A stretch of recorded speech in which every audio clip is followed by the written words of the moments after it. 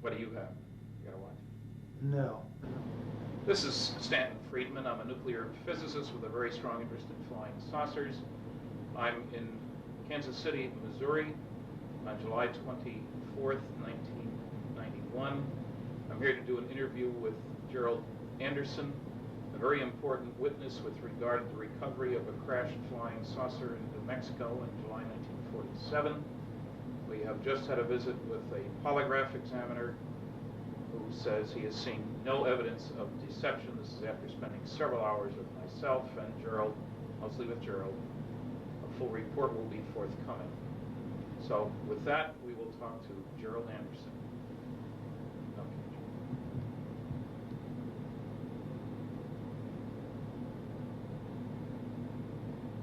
Enough.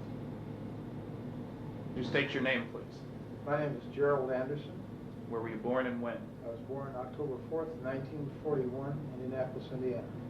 Okay, and give me a summary of what happened in 1947 with regard to a crashed flying saucer in New Mexico. Well, we had just moved to Albuquerque, New Mexico on July 4th, 1947. This was approximately the day before we went out on the plains of San Augustine with my Uncle Ted, my cousin Victor, my father, my brother Glenn, and myself. We drove down to the plains of San Augustine, which is west of Socorro, New Mexico, in the Magdalena Daddle area, and we were down there looking for banded and moss agate, which, according to my Uncle Ted and my cousin Victor, was prevalent in the area, and my brother being an amateur rock hound and wanted to get some of this, and it was a way of showing us around the area, and they had relatives down in Magdalena that they wanted to introduce us to. And so we had gone down there, and we got down in the Horse Springs area and had driven off onto the plains down an old rutted road for a mile or so, and seemed like a long ways. We parked the car, got out of the car, and walked down a hillside, the semi-forested, I guess you could say. It had pinon trees and scrub oak and stuff like that on it. And we'd walked, well, not scrub oak, but cedar, and walked down the hillside into an arroyo, a dry wash, and then walked south down a dry wash toward where the agates were supposed to be at. And as we came around a bend in the arroyo that had pinon and cedar trees growing on it, we were able to see farther ahead down the arroyo, and on the next ridge line there was a large silver disc-shaped object was embedded in the side of the ridge line, and there was debris and wreckage and stuff strewn about the area, but mainly this thing was intact. I would estimate its size from an adult perspective to be something like 35 feet in diameter. I've heard other people who were there say they thought it was like 50 feet, but as an adult I would say about 35 feet in diameter, quite large. When we got up to it, there were 4 bodies there, not human. There was 2 of them who were obviously dead. One of them was obviously very badly injured, and one of them that apparently suffered no ill effects, or didn't appear to be injured, and was ambulatory, was mobile. I was just sitting there next to the one that was still alive that appeared to be dying. Were they right next to the vehicle? Right next to it, right under the edge of it. And this craft had apparently come in from the east, bounced off one ridge line, went plowing through this arroyo area, and then crashed into the ridge line and embedded itself. And they were sitting back under the edge. It was kind of tilted up like this, and they were sitting back under the edge here.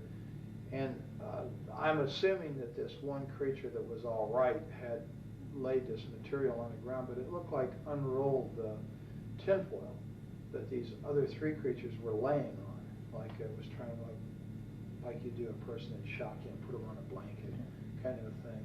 And apparently it had some boxes there around it, and had apparently been trying to give first aid or help these other creatures when we first got there. And as we approached the creature, drew back like this, like it was in fear of us, like we were going to hurt it. And it wasn't very long, you know, in trying to communicate with it. The adults were. It seemed to calm down and just sat there and kind of looked back and forth, watching them, apparently trying to figure out what was going on. Like, what did it look like a little bit more? These creatures, all of them were about 4 foot tall, 4.5 feet tall. They had very large heads that were shaped larger on the top, and they kind of tapered down. Not to a real sharp point, but just tapered down where they were thin. And they had very large, oval-shaped or almond-shaped, I guess you could say, black eyes. They were so shiny, they had almost a bluish tint to them when the light reflected off of them. Their skin coloration, I think the best way I could describe that is kind of a bluish tinted milky white. It looked like someone in shock.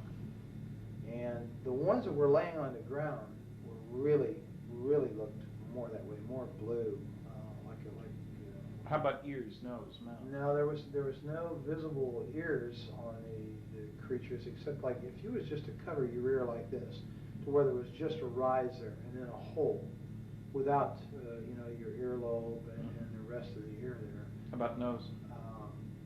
It was the nose was very small, almost imperceptible, and just like 2 holes straight in, and the lips were just a straight line. It was like a cut, and you couldn't see any visible lips like we have. It was just a slit, and What it hair never color? made a sound. Pardon? What hair color? There was no hair. They were completely bald. And no sounds? I never heard a sound of one, not out of any of the creatures, including the one that was. Did you see fingers?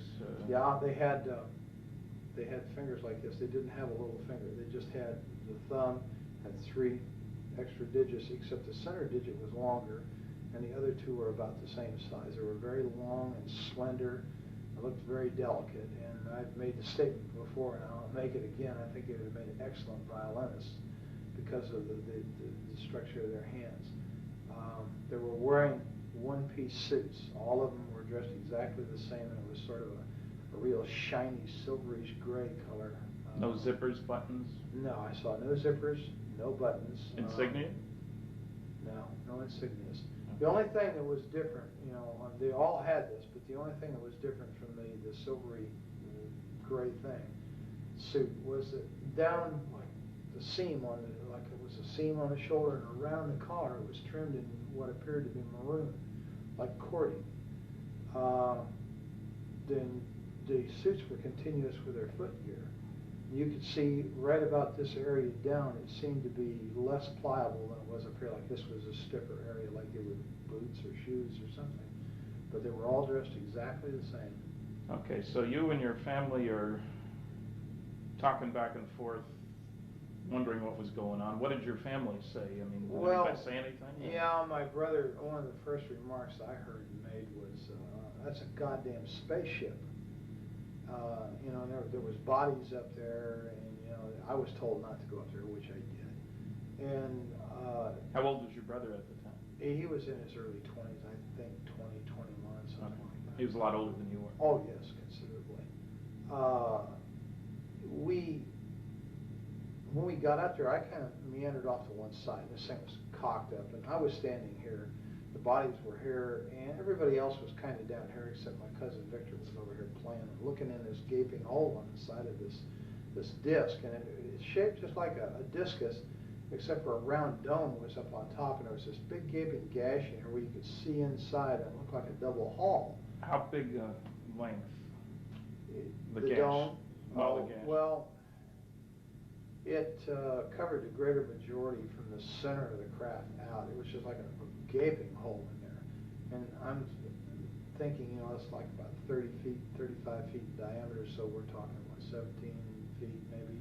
Uh-huh. And most of that one side was ripped open like that. And you could see inside, and you could see another double hull, like in there, and there was these rows of components that was on there, and there was lights that flashed on and off. Some of them were steady, some were flashing. There was a lot of debris and stuff hanging out of the hole. There was evidence that there had apparently been fire. It looked like it had been burnt along the edge there. The gash. Now, this wasn't a gash that could have been caused by the thing coming into the ground. It wasn't at the leading edge of the vehicle. No, this was in the side, like, it almost appeared, it was elliptical. It almost appeared as if something the same shape as the disc we were looking at had hit that same, had hit the disc and left an imprint that pretty closely approximated the outside diameter of the disc itself. And it appeared to be caved inward. Okay. And kind of like, you'd hit it like this and just crumpled and caved in and ripped it open. Okay, so you're there, you take all this and everybody's mystified. What were the circumstances outside? Hot, cold? Very, very hot. Well, to me, being the first time in New Mexico and coming from back east, that dry heat was just like being inside of an oven. It was unbelievable to me. And that was the odd part about this thing. The closer you got to it, the cooler it was. And standing under it in the shade there, next to these creatures' bodies, it was like refrigerated air conditioning. And did you feel air coming out of this thing? Or no, it was just like it was ambient. And I remember reaching up and putting my hand on the side of it, and I think I was afraid it was going to hit my head because there was enough room for me as a small child, I was approximately the same size as these creatures to walk up under there and stand there, but I kind of did like that, put my hand up against this thing. What did it feel like? It was ice cold. It felt like it just came out of a freezer. Was it smooth? Was it rough? It was very smooth. It had a very smooth texture to it. It was obviously made out of metal. It was very solid, and it was very cold, ice cold. And there was a smell in the area. It smelled volatile, acrid, like acetone. And that seemed to be coming out of that gash, that smell. But the closer you got to this thing, the cooler it was. So I kind of remained there, and I guess that while they were over here, my father and my Uncle Ted and my brother, and Uncle Ted was trying to talk to this thing in Spanish, and of course it didn't understand a word he said. And Dad tried to talk to it, and then they tried, sign language, and that didn't work. And I don't know, for some reason, I just I reached down and touched it, this one that was laying next to me. And when I touched it, I realized, I jumped back. It scared me and startled me because I suddenly realized that these weren't dolls. I thought they were plastic dolls. And I was still in my mind that these are moving dolls until I touched it, and I realized, this was a dead thing. I'd seen dead relatives before, and I unfortunately had made the mistake one time of touching a relative that was in a casket, and I just knew this is a dead thing. And it scared me, and I ran around behind my father and my uncle, and this thing was sitting there on the ground, and it kept looking back and forth, and it just had its hands like this in its lap, and it just kept looking back and forth between the three of them, and like it was trying to understand. And all of a sudden it just turned and looked right straight at me between my Uncle Ted and myself. And this is when it was just like an explosion of things in my head, things I started, feeling just terrible depression, and loneliness, and fear, and just, awful feelings that just suddenly burst into my mind. And I don't know if that meant that it was communicating with me and I was the only one there I could communicate with because I was a kid. I don't know. I turned and ran, and I ran across the arroyo and up on the area that it had bounced off of during the crash, and was just standing there looking down at the scene, and my family, and off in the distance I could see cattle grazing, I could see a windmill, and I could see dust trails out on the playa, out on the plains out there. And I was there for a little while, and then I came back down, and I guess we were there, Victor was when I got back down there, Victor was up in the crack, and Ted yelled at him to get out of there, and Glenn went over and grabbed him by the belt and jerked him off. That's your brother? Yeah, and jerked him off and said, get out of there, you could cause this thing to explode and kill us all, and then of course he went prowling around in there. I was kind of standing off to one side looking. That's why I knew that I could look off these rocks that I was standing on right into this thing. That's why I knew, about the lights and the components and stuff. And then, I heard other people talking. I turned and there was a group of people coming up the arroyo from out on the plains from the south. They had come up there, and of course they walked up and was talking. And how many? There was an older man and 5 younger students. Boys, girls? There was 3 boys and 2 girls, and they were all, introducing, talking to my father and my uncle and my brother. What did the older one look like? The man. leader of this group, Yep. the man, he was a very tall man, very big man. He was wearing a pith helmet when he first came up, one of those kind of explorer helmets. And he was bald, and I know that because he had taken it off and he had done this, a couple times with a handkerchief and put it back on. He was a balding man, and he had a round face. He was very ruddy complected. He was a big man, and he apparently was a doctor because they kept calling him doctor. And as I understand it, was an archaeological group that was out there on some kind of summer thing, and they talked, and he apparently was able to speak several foreign languages, and he tried to talk to this creature several times in different languages, again to no avail. How did he happen to be there? Had he seen the thing? Well, they claimed that they said they saw this thing come down the night before, flaming, and they thought it was a meteorite. And they had talked about, well, in the morning, we'll go over there and see this, where this meteor came down, because that's what they thought it was.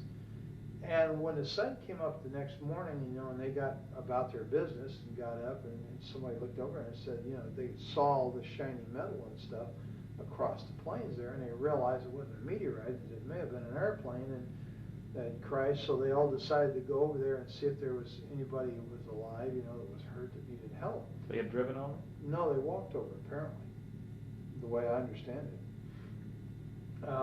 And it's quite a ways across that plain, so it had to take a very long time to do this. Or they may have had a vehicle, I don't know. That's an assumption, I think, on my part.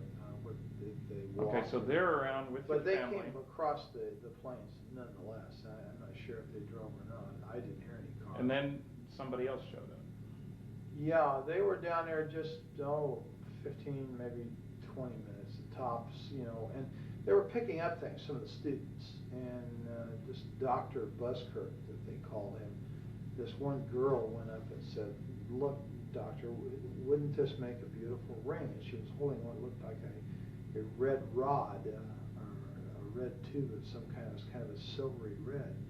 And he kind of snapped at her, and "Put that down, Agnes. You don't know what that is. I think it hurts you. Just don't pick this stuff up."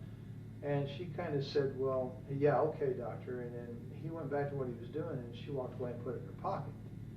And a lot of them were doing this, sort of picking up things and feeling things. I was picking up things and feeling things. There was all kinds of material, metal, and stuff laying around. Then we heard it. Well, we all heard it. A sound of a motor coming like a truck. And I went back up the incline there to the ridge line, and I could see out there, and there was a truck coming up. It was an old pickup truck. It was sort of a beige color or a tan colored thing, and it had a whip antenna on it. And it stopped, and this guy got out, and he's wearing brown clothes. He's got boots on, and he's wearing a straw hat, just like the kind Harry Truman always wore.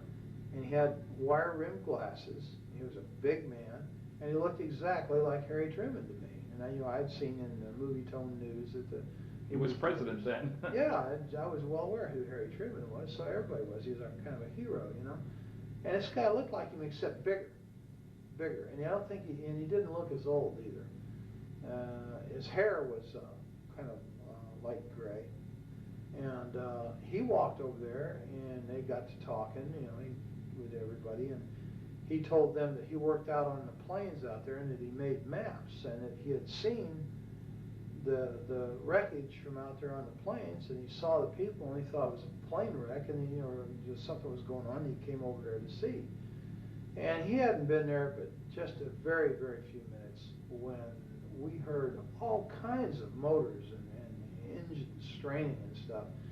And here comes a military car with a big white star on the side of it, followed by a 6x, which is a military truck with a kind of a canvas wagon type canvas thing over it, and it's full of soldiers. They've got guns, and right behind that was what we call a 4x, which is like a medium-sized Jeep truck situation, and it had two big high whip antennas, all kinds of radio gear in the back, and a guy back there with earphones and stuff on, and he's, you know, working these radios, and they all pulled up and stopped. And which direction had they come from? They came from the north, from the Horse Springs area, right? So they could have come off the highway there. Oh yeah, I'm sure that's exactly how they got there. They come off the highway the same way we did. Well, in the meantime, when it stopped, this black soldier, the sergeant, and the reason I know he was a sergeant, my brother told me he was, and he got out of this car, and then a guy got out on the other side, and Glenn said he was a captain. He told me later he was a captain.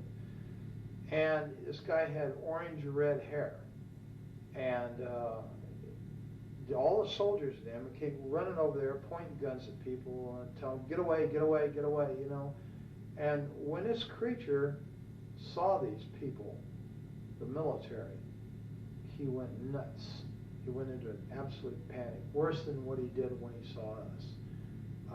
Did he move around, or just his eyes? Or? He just oh, went okay. crazy, and it was like he was looking fearful. like he was looking for a place to run and hide. But he never got up. Never got up. He never left the one injured one next to him. And this red-headed officer, this guy was a real butthole. He made all the threats. He threatened to have people shot if they didn't move To away. everybody? Oh yeah, get away, get away.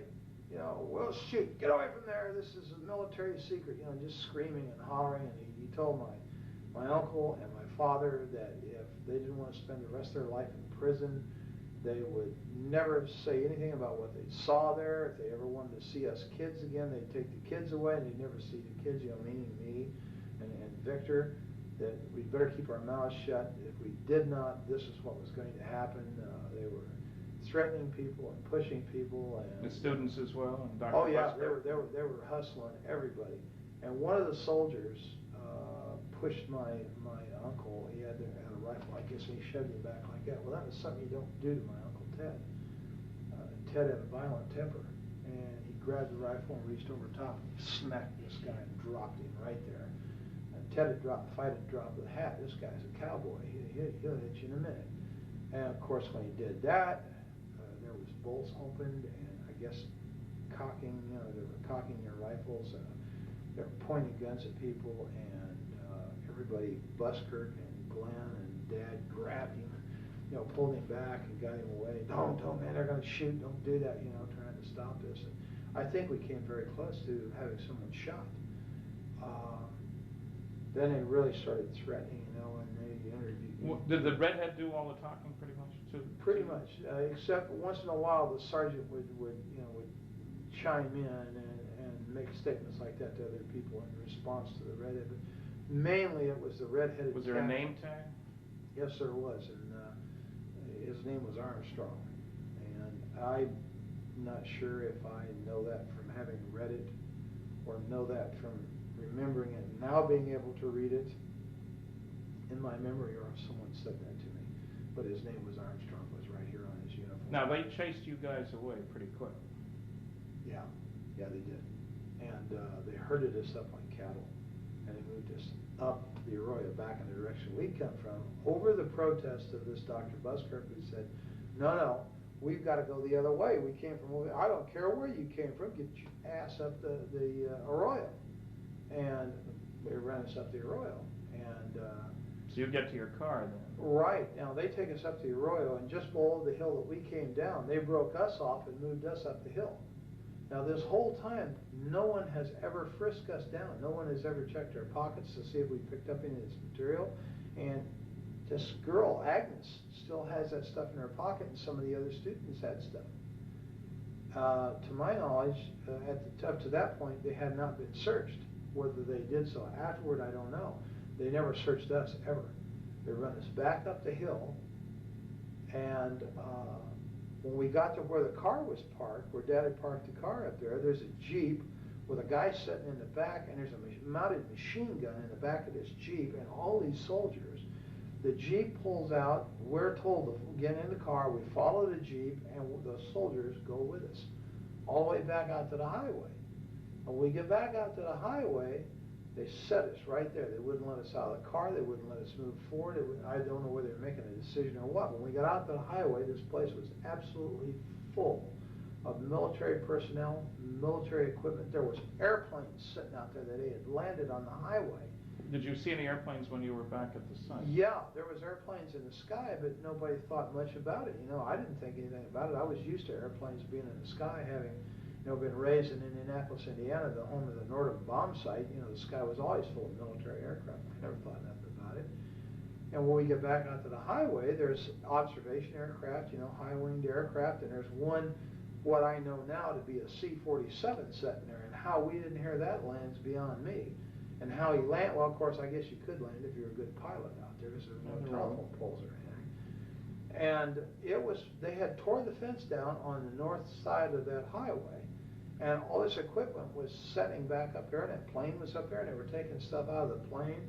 There was military ambulances, and there was trucks with wreckers, cranes on them, and there was tankers, like maybe had fuel or water in them. There was just, everywhere you looked, there was military. And a major recovery operation. Yeah, it looked like an invasion force. It really did.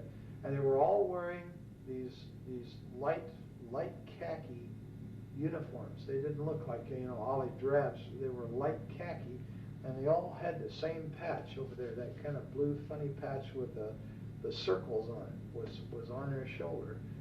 And Did you have any clue as to where they came from? Did your brother or your uncle? No, I don't know where they came from. I don't think anybody ever ascertained that. There were a lot of them had MP patches, and some of them were wearing nightsticks off of these webbed utility belts. They had nightsticks, and they had 45s and holsters, you know, the automatics in a full holster. And these were the people who were given most of the orders. They had the road barricaded off out there, and we sat there for a very long time, and, you know, we were getting thirsty and everything, and we asked, you know, if we could go back to Horse Springs and get some water. Oh, no, you can't go through there. And right after that, they said, no, you just turn around and you head out of here now, and you go to Socorro, and this is a redhead again, you keep your mouth shut, you just keep going, and don't look back. Well, so we drove away, you know, and Dad and I said, hell with it, we'll go to Magdalena, we'll get water in Magdalena, you know, because that's where John Trujillo lived, their relative of Ted. And so as we drove away, I was looking out the back window, and I could see Dr. Buskirk and these kids, and that guy that got out of the pickup was standing there, and this Dr. Buskirk was doing just like this in this red-headed officer's face, and he kept pointing back behind him. And I guess that meant, you know, we got to go back that way, and he was fed up with this guy or something. He was shaking his finger in his face while they were yelling at each other. And that's pretty much the last I saw of the whole situation. I don't know what happened after that, because we just kept going. Did you get home before dark? Oh, yeah, it was before dark. Of course, it was in the summertime, so it didn't get dark until way late. And we stopped in Magdalena very briefly, and, you know, and then just kept going. And the adults were really funny, you know, they were really scared. And I had very rarely, you know, well, of course I didn't know him that well, but over the years I knew that Ted was not much of a disciplinarian. He really didn't discipline the kids that much. But he really knocked the fire out of little Victor. Victor wanted to talk about what we just saw. He just saw him. Ted kept telling him, shut up, don't talk about it. Nobody's talking about this. Finally, he just turned around and knocked the living hell out of Victor for shooting his mouth off. Did Ted work at Sandia then? Yes, he did. He did something out there in the technical area. I don't know. Had a clearance? Yes. And later your dad worked out at Sandia? Yes, he did. Security. And he worked there for years. Until he retired? Until he retired. And Dad had some very high clearances. Okay. When we got home, Mom was over at Uncle Ted's house, and Mom perceived instantly that something was wrong. I said, "What's wrong, Glenn?" He's again. And then they decided they'd tell him. Well, when they did, then of course Isabel, oh my God, you saw demons, you saw the devil, because Isabel was Ted's wife? Ted's wife is a devoutly religious Catholic person who thinks anything that isn't a vision of, say, the Virgin Mary or of Jesus is quote-unquote demons, and that's what we saw. And of course Ted, oh God, he's put her off. And we really never talked about it much in the family because of the reaction it got. And my dad was really afraid, and so was Ted. And Glenn especially, because Glenn made the statement about when he first saw the military, he told my father, he said, and Ted and everybody there, don't let them some bitches know I'm a Marine. Don't let them know. And of course nobody did, and he was in civilian clothes, so he had a pair of blue jeans on, and it was in civilian clothes, so he didn't look like military, or I'm sure his ass had been in real trouble. And they never checked. They just assumed, I guess, that we were. Did they ask your names? Oh yeah, they took our names. They got all that from my dad, and my brother just very cursory would, just hardly talk to him at all. He let Dad and Ted do most of the talking, which was pretty smart, I think, under the circumstances. And of course, they never really asked me any questions at all. You were just a kid. Yeah, I was just a kid. And well, you first went public with this. Now, let's first square away. All the other four that you were with are dead. Yes. It's been some time. Yeah, my brother died of a heart attack in Mexico City. My dad died of a heart attack in '78. And Ted and Victor were killed in an automobile accident in the mid-'60s, and I assume it was '65. Right now, there's a strange diary that's turned up. How did that happen? Well, when I went to my father's funeral in 1978, a lot of Dad's personal belongings were given to us boys. You didn't live in the area at the time. Oh no, You'd gone off to the military. I've been in the military, and subsequently on return to the military, moved to Colorado immediately. And your dad had remarried a couple of times, and oh yeah, this was Dad was on his third wife, and his personal belongings and stuff, were kind of given to my two brothers and myself. And my cousin Valley Jean was there at the funeral. That's Ted's daughter. Yes, and she came up and was talking to me, and she said, "Here, you were there. You need to have this too." And she handed me these photocopies. And at first, I thought, well, what is this, Dad's diary? She said, "No, it's my dad's diary. But you were there. You need to have this." And then it dawned on me what I was looking at, and because I read a little bit of it.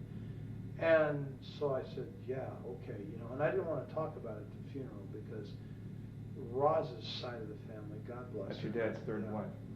God bless her, I loved her. But they were very religious, and they would have viewed this exactly the same way as Isabel had, as evil. And I really didn't want to have any problems with them, that we were kind of on shaky terms. We didn't see eye to eye religiously, so we're not quite. Well, you're active in religion now, aren't you? Oh, yes. You're a deacon in the Episcopal Church? Right. Okay, that means you actively participate in Well, service. yeah, lay Eucharistic ministry. Okay. So I actively participate. I serve on the altar. What do you do for a living now? I'm a security officer in the state of Missouri. And you've been doing police sort of work for several years now? Oh, yes, about 9 years all told. And you also are going to college to be a nurse, and you've already got a couple of associate degrees from community colleges. Right, yes. One Associate of Science and one Associate of General Studies, and I'm working toward my Bachelor's of Nursing. In roughly 2 years, I will have my Bachelor of Nursing. I'll be a licensed. Now, to be a security officer, you have to be licensed by the state of Missouri, do you? Yes, you have to be a certified law enforcement officer, which means that you have to have gone to the state academy, the Department of Public Okay, Safety. so that's not just a Basic. pickup thing. Oh, no, you have to It's a attend the professional. academy. Yes, Yeah. it's definite. Okay. And you have to work for the state under these conditions. You have to not only be certified, but you have to have prior law enforcement experience. Now, when we get back to the diary for just a minute, when you were hypnotized by John Carpenter, a psychiatric social worker, and he was asking you questions about the diary, apparently you'd been told that there were a number of copies of that around? Yeah. Something buried out maybe there too? Yeah, as I understood. Well, in fact, in conversations with Valley Jean after the fact, after I got involved in this thing through the Unsolved Mysteries thing, I was told that that wasn't the only diary. That what I had was a copy. Well, it was a photocopy. Okay. And that there were a lot of these copies around, and apparently Uncle Ted or someone had put these out through different people in the family and friends and stuff for reasons, I don't know, to keep them from getting lost or something like that. Okay, now when I asked you for the original, you contacted who? Well, yeah, Valley Jean. That was Valley Jean, okay. Right. She was in a convent. Right. And she was reluctant to do anything. You had to call a number of times, as I recall. That's correct. And you talked to the bishop? Somebody talked to him? Yeah, I talked to a bishop. And he convinced her to send the stuff to me? Yes, apparently. Okay, because I got it directly from Colorado with a cover letter that strongly indicated that she didn't want any more to do with this. That was part of the agreement. But that she considered this the work of the devil, or words to that effect anyway. Yeah, I think she's of the same opinion that her mother was. Okay, That it so was the work of the devil. And you see, all I ever had of this was the photographic copies that I had showed you originally. And as I understand it, you received the original. I received the copies, original the from which originals. those had been made. They were partly burnt. She mentioned she had intended to burn them, but because of your persistence and with the agreement that I never contacted her, she would send them to me. And as you know, when I had forensic analysis done, it showed that the ink dated from the early 70s. The paper could have been available in 47. So it was clearly not an original. But it was also done before there was any publicity about this case. Anyway, because I know I was the first one to get involved. Exactly. Now, as you know, we have discovered, not I, but you had identi-sketches done by a police artist of the various people involved in this. Right. Mm-hmm. And as you know, there is a picture, several pictures that seem to indicate that Dr. Buskirk was Dr. Winfred Buskirk, who had received his PhD at the University of New Mexico. And you had described him as in his late 30s, early 40s. It turns out he was 39 in 1947. He was bald and been bald most of his life, even up to then. Was there other contact between you and he at that time, as far as you knew? Your family and him, or? I don't know. Okay, not to your knowledge. Not to my knowledge. I don't believe my dad had ever contacted him. There's a possibility that Ted may have, and I'm not sure why. I think Valley Jean had alluded to the fact that Ted had been in contact with him, and that they had corresponded and this kind of thing. But as far as any personal knowledge of it, no. Okay, now you didn't tell your story really until the Unsolved Mysteries program was rerun in January of 1990? That's right. That's when you contacted them, got my address, wrote me, wrote Kevin Randall, and we're a little upset that the program wasn't quite accurate. Well, yeah, that was the whole thing. It started off as a fluke to begin with, because everything that I saw didn't jive with what I had seen personally. Yeah. I guess I was kind of miffed, here all these years. I had been primarily forced, by not only by others, but by, my own sense of survival to keep my mouth shut. And wow, here it is, it's on TV. And he got it wrong.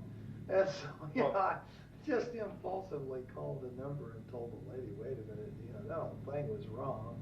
Well, how do you know that, sir? And I said, well, because I was there, that's why. And boy, that apparently pulled somebody's string. Yeah, and the key thing that was wrong, of course, there were a few mistakes in an otherwise excellent program, was that they had that, the Barney Barnett, the civil engineer story, over near Corona, and you knew that it was over in the plains. Right. There's a lot more. Well, yeah, and then the fact that the thing looked like a tin flat hat or a tin top hat, and it didn't. It was dish shape, and the Barney Barnett or whoever the guy in the truck was did not drive right up to it on a road. It wasn't parked conveniently next to a thoroughfare, you know. Right. And it was just things like that. And I don't know. I just, for some reason, I thought, well, you know, geez, look. It's already public. Yeah, the story's out, and let's get it right, you know. Of course, I don't think I realized at the time, you know, how involved this was going to be, but what kind of response? You live and learn. Now, I got you together with John Carpenter, the psychiatric social worker, and you guys had several sessions, and then we flew out to the site. You're reasonably convinced now that the second time around out there we did find the exact location. Yeah, the first time in, you know, it was like 43 years. And we're in a helicopter, which I would never... I was in the air this time, and the last time I was underground. And so, you know, the landmarks were a little confusing. I was positive I was in the right place. But until we actually got on the ground, John and I, and retraced the route in there that we had come in the car, I wasn't absolutely sure. There was two ridge lines there, and I wasn't really sure of which one it was.